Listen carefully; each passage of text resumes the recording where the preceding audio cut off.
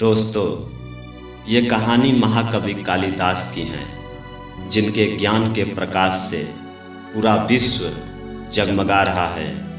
साथियों, इनके जीवन से जुड़ी एक कथा इस प्रकार है। एक बार कालिदास कहीं जा रहे थे, तभी उन्हें प्यास की अनुभूति हुई, तो उन्होंने एक पास ही एक घर देखा और उस घर के दरवाजे को खटखटाया। घर से एक स्त्री बाहर आई। उस स्त्री को देखकर कालिदास बोले, माते, पानी पिला दीजिए, बड़ा पुण्य होगा। स्त्री बोली, बेटा, मैं तुम्हें नहीं जानती, अपना परिचय दो, मैं अवश्य तुम्हें पानी पिलाऊंगी। कालिदास ने कहा, मैं पथिक हूँ, कृपया पानी पिला दीजिए। स्त्री बोली, तुम पथिक कैसे हो सकते हो? पथिक तो केवल दो ही हैं, सूर्य और चंद्रमा, जो कभी रुकते ही नहीं, हमेशा चलते रहते हैं। तुम इनमें से कौन हो? सत्य बताओ।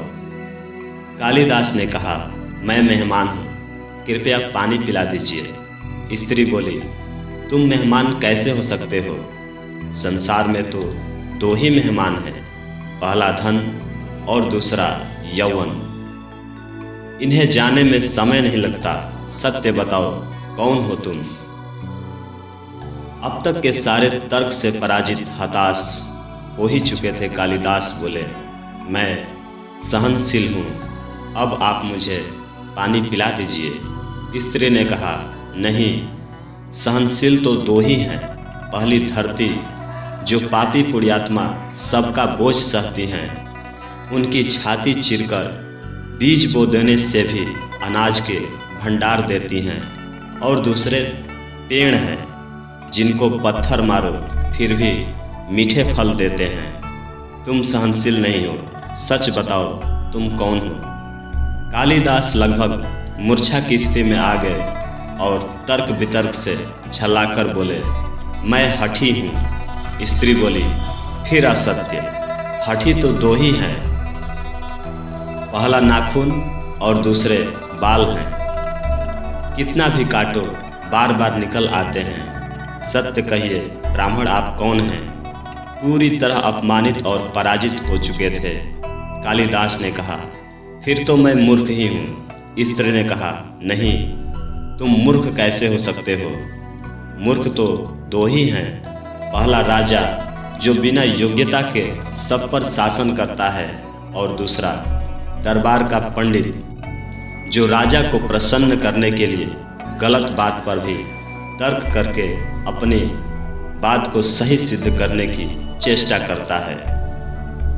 कुछ बोल ना सकने की स्थिति में कालिदास वृद्धा के पैर पर गिर पड़े और पानी की याचना में गिड़गिड़ाने लगे।